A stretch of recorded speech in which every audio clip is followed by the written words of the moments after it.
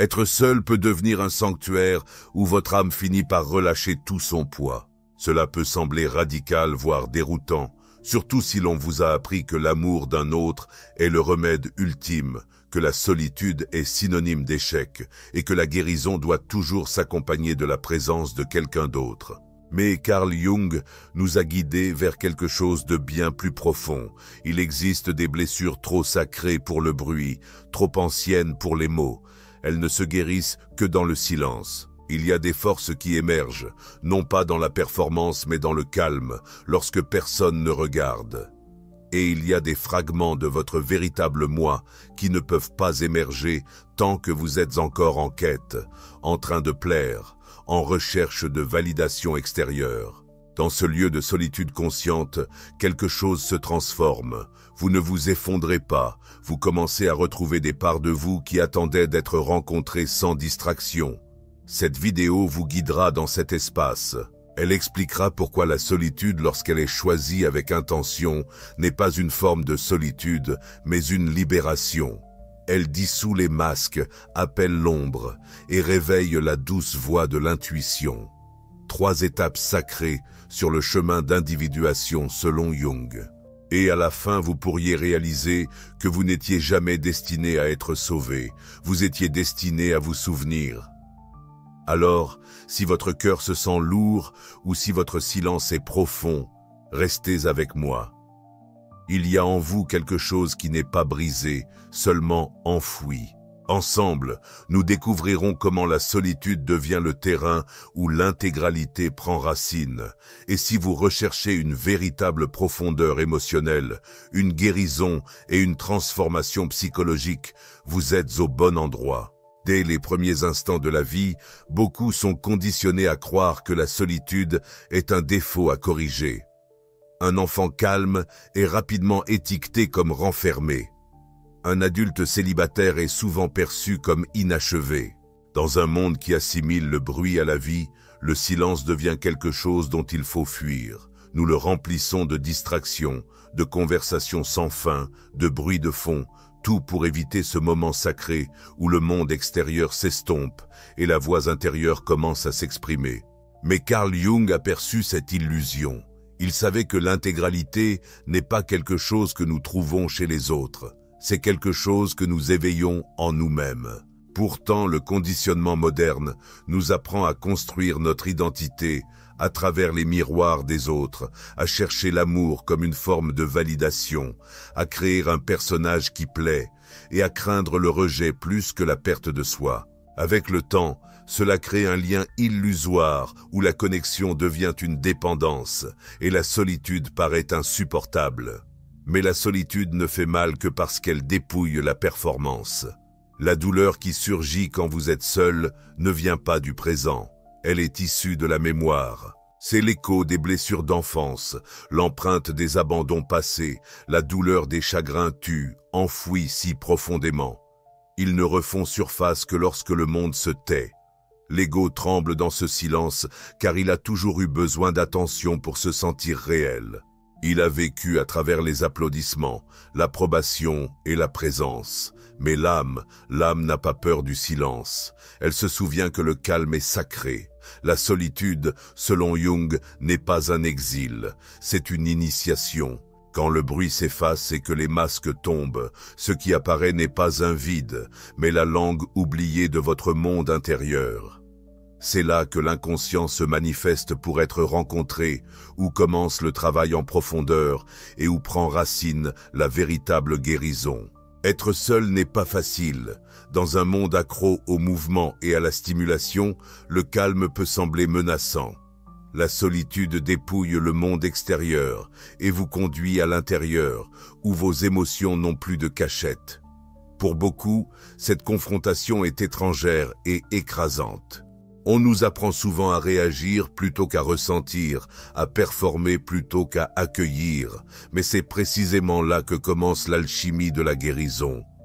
L'inconfort que vous ressentez dans le silence n'est pas une punition, c'est une invitation. Carl Jung a appelé cela le début de l'individuation, le voyage sacré du retour à votre essence. Dans ce calme, vous commencez à voir non ce que les autres attendaient de vous, mais qui vous avez toujours été sous le bruit. Et au début, ce que vous y découvrez peut sembler un vide, un espace creux. Mais ne craignez pas ce vide, il n'est pas sans vie, c'est la pause avant la renaissance. C'est le moment où votre âme reprend son souffle après des années d'étouffement sous des couches d'attente. Et elle ne se précipite pas pour combler le silence. Elle se meut lentement, silencieusement, patiemment, car elle sait que c'est un sol sacré. Jung croyait que le vrai soi n'émerge pas à travers les applaudissements ou l'attention. Il se révèle lorsque vous choisissez de vous éloigner de la foule et d'entrer dans la grotte de votre propre être. Cette grotte peut sembler inconfortable, mais c'est votre lieu de transformation. Ce retrait n'est pas une fuite, c'est un acte de courage. C'est vous qui vous tenez au seuil murmurant à votre inconscient. Je suis prêt, prêt à ressentir, prêt à voir, prêt à guérir. Et à cet instant, le persona commence à se dissoudre, la représentation prend fin, les projecteurs s'éteignent, ce qui reste est réel. Et ce qui est réel n'est ni bruyant ni spectaculaire. C'est profond, subtil et durable. Le silence n'est pas une absence, c'est l'âme qui se prépare à parler. Et lorsqu'elle le fera, elle ne criera pas. Elle chuchotera des vérités que vous aviez longtemps oubliées, mais dont vous aviez profondément besoin de vous souvenir. Au début, ce moment de solitude peut sembler déstabilisant. Vous ne reconnaîtrez peut-être même pas la personne qui vous regarde, sans les routines qui rythmaient vos journées, les rôles qui définissaient autrefois votre valeur, ou les relations qui reflétaient votre identité. Mais cette étrangeté n'est pas un accident, c'est un passage, le commencement de quelque chose d'ancien et de profondément sacré. La vérité est que votre moi authentique a toujours vécu sous la surface, patientant pour votre attention. Et lorsque la vie ralentit enfin, lorsque le bruit s'estompe et que personne d'autre ne regarde, le vrai travail commence. Pas le travail de devenir, mais celui de se souvenir. Le soi n'émerge pas par l'effort, mais par l'espace. Et cet espace se crée lorsque vous choisissez de vous éloigner du monde extérieur pour vous tourner vers l'intérieur. Ce n'est pas un recul, c'est un pas au cœur même de votre être. Et ce qui semble, au premier abord, être un vide, est en réalité une présence, la présence de l'âme qui s'élève à travers le silence. Jung enseignait que cette émergence commence par la fissure du persona. Le persona est le masque social que nous portons pour naviguer dans la vie, celui du consensus, celui de la responsabilité, celui du succès. Il n'est pas faux, mais il est incomplet. Il nous aide à survivre, mais il ne nous rend pas entiers. Dans le silence, ce masque commence à se relâcher. Vous prenez conscience de combien de vos pensées, réactions et comportements étaient des réponses automatiques, façonnées pour obtenir de l'acceptation ou éviter le rejet. Et quand il n'y a plus personne à impressionner, cette représentation commence à se dissoudre. Ce qui reste peut paraître brut, incertain, voire vulnérable, mais c'est aussi ce qui est vrai. Vous commencez à voir qui vous êtes sans les couches, sans le montage, sans l'armure. Jung croyait que l'âme entamait son ascension, non pas sous les applaudissements du monde, mais grâce au regard intérieur. C'est pourquoi la solitude, bien que difficile, est sacrée. Parce qu'au moment où le persona s'efface, le vrai soi commence à se faire entendre, non pas par des cris, mais par des murmures qui te rappellent ce que tu as oublié, qui tu étais avant que le monde ne te dicte qui devenir. Et bien que cette voix puisse trembler au début, elle est sacrée, c'est toi, et elle attendait, non pas que le monde la remarque, mais que tu rentres enfin chez toi. À ce stade du chemin intérieur, des émotions longtemps enfouies peuvent commencer à ressurgir. Chagrin, frustration, voire une peur primale sans nom. Ne prends pas cela pour un échec. Ce n'est pas un effondrement, c'est un déploiement sacré. Pendant des années, le persona t'a protégé comme une armure, protégeant le monde de tes blessures cachées. Alors que ce masque commence à se dissoudre, les vérités brutes enfouies sous-jacentes peuvent enfin respirer. Ce que tu ressens maintenant n'est pas une faiblesse. C'est l'ouverture d'une vieille pièce dans ton âme, celle qui a attendu patiemment que tu reviennes avec la force de témoigner ce qui vit à l'intérieur. Ces sentiments ne remontent pas pour te nuire. Ils remontent à la surface pour être guéris. Dans la solitude, un miroir t'est tendu. Pas celui que les autres te renvoient, mais le miroir plus profond de l'inconscient. Il te montre ce que tu as évité. En psychologie jungienne, cela s'appelle l'ombre, contenant chaque part de toi-même qui a été un jour jugée trop sensible, trop brisée pour être acceptée. L'ombre contient la douleur, oui, mais aussi la vitalité. Elle conserve le rejeté non parce que tu étais incapable de l'affronter, mais parce que le monde qui t'entoure ne t'a jamais donné la permission de le sentir pleinement.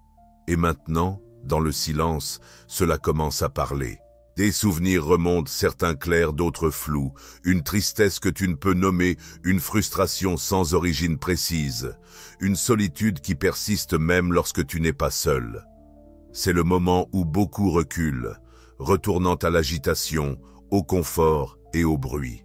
Mais si tu restes immobile, si tu choisis d'écouter plutôt que de fuir, tu entendras quelque chose de plus profond sous la douleur, la voix de ton pouvoir inexploré.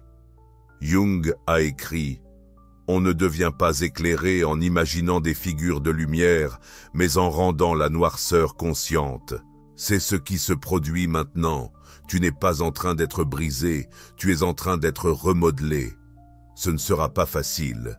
Il y aura des moments où tu remettras en question ta force, des moments où tu te sentiras perdu à l'intérieur de toi-même. Mais ce n'est pas la fin. C'est le sacré milieu, la nuit noire avant l'aube qui se lève. C'est le moment où ton âme décide de reculer ou de s'élever. Et si tu restes, si tu fais face à ton ombre au lieu de fuir, tu ne seras pas consumé. Tu seras transformé, car derrière la douleur que tu redoutais se cache le plan directeur de ton éveil.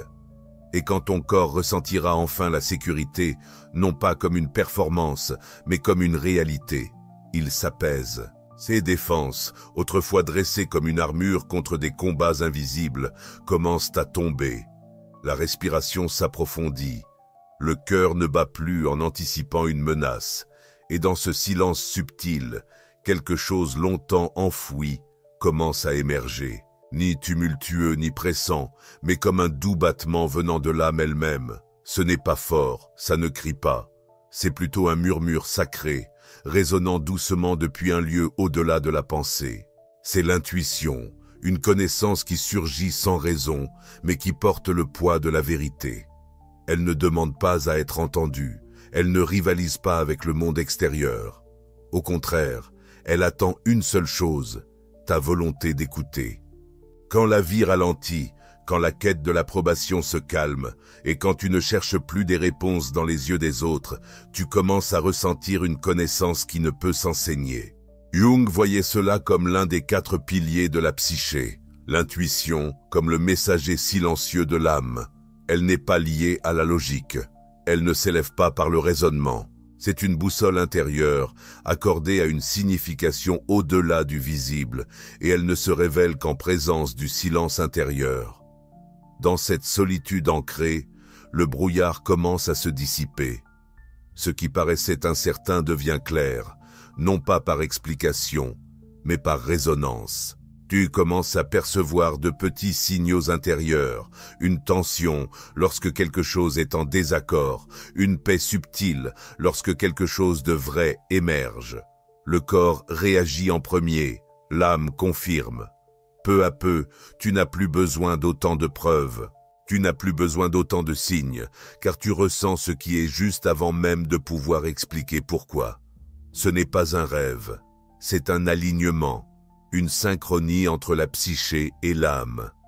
Tu n'es plus guidé par le bruit, ni gouverné par la peur. Tu es animé par quelque chose de plus profond, et ce mouvement, aussi léger soit-il, devient une direction. C'est le pouvoir silencieux de la solitude consciente. Elle ne se contente pas de faire taire les distractions. Elle révèle la voix intérieure qui a toujours su quel chemin suivre. Et une fois que tu ressens cette clarté, Tu comprends que la paix n'a jamais été à l'extérieur de toi. C'était toujours l'écho de ta propre vérité, attendant d'être entendue. Quand l'âme commence à se sentir en sécurité, le corps écoute. Car le corps a aussi supporté le poids de la survie. Il a tressailli en silence, prêt à être rejeté, s'est tendu au son des critiques et s'est préparé à l'absence bien avant qu'elle n'arrive. Les muscles ont appris à se raidir avant que le cœur ne puisse se briser. La respiration s'est raccourcie avant que la douleur ne puisse se faire sentir. Et tout cela a été stocké en silence au plus profond de soi. La plupart des gens ne réalisent pas combien de temps ils ont vécu sur le fil du rasoir, anticipant les perturbations, se protégeant de la douleur, toujours tendus comme si la vie était une tempête prête à éclater. Mais la solitude, quand elle est choisie non pas comme un exil, mais comme un sanctuaire, envoie un nouveau message au corps. Vous n'êtes plus en guerre. Dans cet espace de calme, le système nerveux commence à s'apaiser. La respiration devient plus ample. Le rythme cardiaque se fait plus régulier, non pas parce que la vie est parfaite, mais parce que l'âme ne perçoit plus le moment présent comme une menace. Carl Jung disait « L'inconscient n'est pas confiné à l'esprit, il vit dans le corps. Chaque émotion que vous avez enfouie n'a pas disparu, elle a trouvé refuge dans vos épaules, votre mâchoire et votre poitrine. Chaque chagrin non exprimé est devenu un nœud, chaque peur non formulée s'est transformée en fatigue. C'est pourquoi la guérison n'est pas seulement psychologique, elle est aussi physiologique. On ne peut pas penser la douleur pour en sortir, il faut la ressentir et traverser son chemin. À mesure que la sécurité s'installe, le corps commence à désapprendre ses défenses. L'impulsion d'expliquer, de se défendre ou de justifier s'efface doucement. Le besoin de prouver sa valeur se dissout. Le présent cesse d'être un champ de bataille pour devenir un lieu de repos. Ce changement n'est pas spectaculaire, il est doux, progressif, mais son impact est profond. Votre corps, autrefois dominé par l'anticipation et la vigilance, commence à s'harmoniser avec votre vérité intérieure. Voici la réunion. Esprit, corps et âme, enfin en harmonie. Une paix surgit qui ne demande rien aux autres. Une force émerge, discrète mais profondément enracinée. Vous ne confondez plus tension et contrôle. Vous ne voyez plus la douceur comme une faiblesse. Vous comprenez que la protection ne se trouve pas dans la défense, mais dans une présence ancrée. La solitude, jadis symbole d'absence, devient un sanctuaire de complétude. Et dans cet alignement silencieux, vous revenez à vous-même, non comme quelqu'un qui lutte pour survivre, mais comme quelqu'un qui est enfin libre de vivre. Et lorsque votre corps ressent enfin la sécurité, non comme une performance, mais comme une vérité, il s'adoucit. Ses défenses, autrefois dressées comme une armure contre des batailles invisibles, commencent à tomber. La respiration s'approfondit et le cœur ne bat plus par peur d'une menace. Dans ce silence subtil, quelque chose de profondément enfoui commence à émerger. Pas comme un bruit, ni comme une demande, mais comme un doux battement de l'âme elle-même. Ce n'est pas fort, ça ne crie pas. On pourrait plutôt le décrire comme un chuchotement sacré, résonnant doucement d'un lieu au-delà de la pensée. C'est l'intuition, une connaissance qui arrive sans raisonnement, mais qui porte le poids de la vérité. Elle ne supplie pas d'être entendue, elle ne rivalise pas avec le monde extérieur. Au contraire, elle attend une seule chose, votre volonté d'écouter. Lorsque la vie ralentit, lorsque la quête d'approbation s'estompe et que vous ne cherchez plus les réponses dans le regard d'autrui, vous commencez à ressentir une connaissance qui ne peut s'enseigner. Jung percevait cela comme l'un des 4 piliers de la psyché, l'intuition comme messagère silencieuse de l'âme.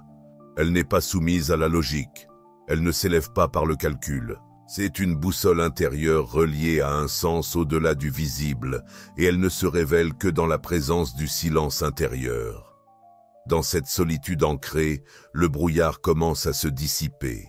Ce qui paraissait autrefois incertain commence à se clarifier, non par l'explication, mais par la résonance. Vous commencez à remarquer de petits signaux intérieurs, une tension quand quelque chose ne s'aligne plus, une paix subtile lorsque quelque chose de vrai émerge. Le corps réagit en premier, l'âme confirme. Peu à peu, vous arrêtez d'avoir besoin de tant de preuves et de signes, car vous commencez à ressentir ce qui est juste avant même de pouvoir expliquer pourquoi. Ce n'est pas de la pensée magique, c'est l'alignement, une synchronie entre la psyché et l'âme. Vous n'êtes plus guidé par le bruit, ni gouverné par la peur. Vous êtes porté par quelque chose de plus profond. Et ce mouvement, aussi doux soit-il, devient une direction. C'est le pouvoir silencieux de la solitude consciente. Elle ne fait pas que faire taire les distractions. Elle révèle la voix intérieure qui a toujours connu votre chemin. Une fois que vous en ressentez la clarté, vous réalisez que la paix n'a jamais été à l'extérieur de vous. Elle a toujours été l'écho de votre propre vérité, attendant d'être entendue. Il arrive un moment dans la solitude où le bruit s'estompe et quelque chose de remarquable commence à s'élever, non pas du monde qui vous entoure, mais du monde qui est en vous. C'est subtil au début, une sensation discrète, comme entrevoir quelqu'un de familier dans un rêve. Mais à mesure que vous vous enracinez plus profondément en vous-même, vous commencez à reconnaître cette présence. Ce n'est pas quelqu'un d'autre, ce n'est pas un partenaire ou une pièce manquante, c'est votre futur soi, et non l'image polie que vous avez cherché à poursuivre. Pas une version idéalisée façonnée par le perfectionnisme, mais l'essence de ce que vous étiez toujours destiné à devenir. Dans la psychologie d'Hugo Garnier, c'est le soi, le symbole de la totalité, l'archétype central de la plénitude intérieure. Le soi futur n'est pas une ligne d'arrivée lointaine, c'est le reflet vivant de votre alignement le plus profond. Il ne vous pousse pas en avant par la pression, il marche à vos côtés en silence. À mesure que votre intuition s'éveille, votre boussole intérieure commence à pointer non pas vers l'extérieur pour chercher une direction, mais vers l'intérieur pour trouver une résonance. La quête ralentit. Vous cessez d'avoir besoin de réponses pour vous sentir en sécurité. Vous cessez d'attendre des signes pour croire en votre chemin. Une clarté douce prend racine, et à partir de cette tranquillité, vous commencez à vivre différemment, non pas par la force, mais par la fréquence. Plus vous vous sentez connecté à cette présence plus profonde en vous, plus vos choix la reflètent. Vous commencez à dire non sans culpabilité. Vous posez vos limites avec grâce. Vous arrêtez de justifier vos besoins ou de surexpliquer votre silence. Vous ne vous réduisez plus pour être accepté, ni ne vous agrandissez pour être remarqué. Votre énergie ne réagit plus au monde, elle commence à le façonner. C'est la puissance silencieuse de l'intégration. Vous arrêtez de chercher l'amour pour combler un vide. Vous commencez à incarner l'amour que la plénitude génère. Et ce faisant, vous attirez naturellement des personnes, des lieux et des chemins qui résonnent avec votre véritable vibration. Non pas pour compenser vos blessures, mais comme des reflets de votre guérison. Vous arrêtez d'essayer d'appartenir partout et commencez à savoir où vous vous sentez naturellement à votre place. Il n'est plus nécessaire de prouver votre valeur, votre présence devient votre message. Le bruit perd son emprise et les anciens schémas se libèrent. Non pas parce que vous avez changé pour plaire à quelqu'un, mais parce que vous avez cessé de trahir qui vous êtes vraiment. Ce n'est pas de l'orgueil, c'est l'intégrité spirituelle. Vous ne vous durcissez pas, vous vous ancrez. Vous n'avez pas besoin d'applaudissements, vous avez de la résonance. Et cet alignement intérieur devient le champ magnétique de votre vie. Lorsque votre monde intérieur se transforme, le monde extérieur commence à faire écho, non pas par la force, mais par la réflexion. Vous ne rêvez plus de quelqu'un d'autre, vous vous rencontrez enfin. C'est l'alchimie silencieuse de la solitude consciente. Cela ne change pas simplement la façon dont vous vous sentez à l'intérieur, cela recompose subtilement la manière dont le monde vous reçoit. Vous commencez à comprendre que lorsque vous vous sentez entiers à l'intérieur, vous ne cherchez plus des espaces où appartenir. Votre présence n'interroge plus, elle rayonne. Et ce qui s'échappe commence à revenir vers vous. À mesure que votre énergie s'équilibre, votre conception de l'amour évolue également. Il ne s'apparente plus à un renoncement de soi. Au contraire, il devient un échange sacré fondé sur la liberté. Vous cessez de chercher l'amour pour vous sentir complet. Vous devenez tellement entier en vous-même que vous pouvez aimer sans craindre de perdre votre centre. La solitude, choisie avec intention, enseigne cette leçon profonde. Vous êtes déjà suffisant sans avoir besoin d'attacher votre intégrité à un autre. Que la paix ne dépend pas de qui reste ou s'en va, que le véritable amour éclot seulement lorsque vous ne cherchez plus à être sauvé par lui. Carl Jung a un jour observé qu'aucune véritable union ne peut naître de la dépendance. Lorsque deux âmes se rencontrent à partir d'un lieu de centrage, l'amour devient un chemin partagé, non une prison. Il ne demande pas de compromis au détriment de votre vérité. Il ne vous réduit pas au silence pour préserver la paix. Et une fois que vous avez atteint ce niveau d'intégrité, vous commencez à regarder le passé sous un angle nouveau. Les sacrifices silencieux que vous faisiez autrefois au nom de l'amour vous paraissent désormais étrangers. Car quand vous êtes entier, votre cœur ne peut plus tolérer ce qui l'a blessé auparavant. Cela ne signifie pas que vous devenez dur, cela signifie que vous aimez avec honnêteté et présence. Vous aimez sans vous perdre. Vous n'attendez plus d'être remarqué, ni ne déformez plus votre vérité pour être accepté. Vous vous présentez entier et vous restez uniquement là où cette intégrité est respectée. Ce type d'amour ne contrôle pas, ni ne s'accroche. Il circule. Et lorsqu'il rencontre quelqu'un d'aussi ancré, il crée une harmonie rare. Deux êtres complets avancent côte à côte, aucun n'ayant besoin de s'effacer pour faire place à l'autre. C'est pourquoi la solitude vous prépare, un cœur qui sait tenir l'amour sans être envahi, une âme qui accueille la connexion sans en dépendre pour exister. L'amour, lorsqu'il arrive enfin, ne cherche pas des moitiés brisées à réparer. Il trouve quelqu'un qui a déjà choisi de rester avec soi quoi qu'il arrive. Tatok, maintenant que vous avez été témoin de la guérison qu'offre la solitude consciente, une nouvelle question émerge. Comment préserver cet état dans le quotidien? La réponse est la présence. Et la présence commence par un simple acte de souvenir, un retour à ce soi paisible, déjà vivant en vous. Jung appelait cette pratique l'imagination active, un dialogue vivant entre votre esprit conscient et vos profondeurs inconscientes. Voici comment commencer. Trouvez un endroit calme, prenez une grande inspiration et répétez intérieurement « Je suis ici ». Pas comme une simple phrase, mais comme une reconnexion. Ensuite, laissez une image apparaître, une version de vous qui vit déjà en paix. Laissez-la bouger, parler, respirer. Demandez-vous « Qu'ai-je lâché pour devenir cela? Que dois-je encore comprendre ?» Accueillez la réponse dans le silence, puis concluez par « Je te vois et je marche vers toi ». Ce n'est pas un fantasme, c'est une intégration. Cela vous ramène à vous-même. Cela renforce le lien entre qui vous étiez et qui vous devenez. Vous n'êtes pas vide, vous êtes plein de force, de vérité et de tout ce qui a été autrefois réduit au silence au nom de relations qui ne vous ont pas vraiment vu.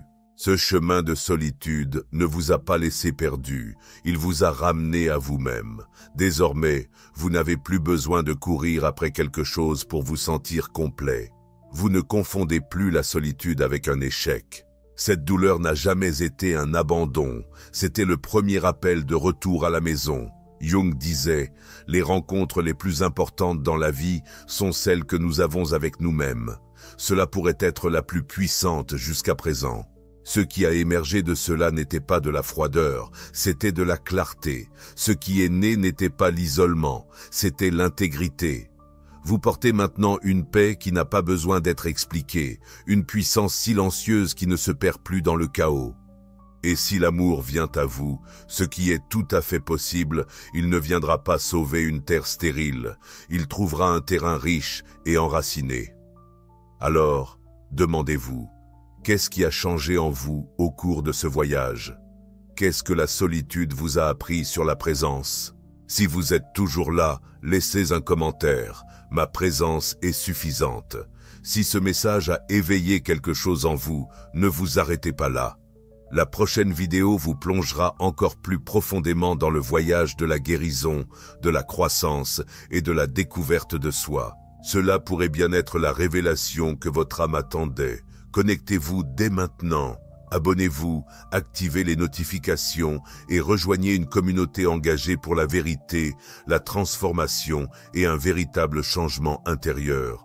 Vous n'êtes pas seul sur ce chemin. Je vous retrouverai dans la prochaine vidéo où nous continuerons à devenir qui nous avons toujours été destinés à être.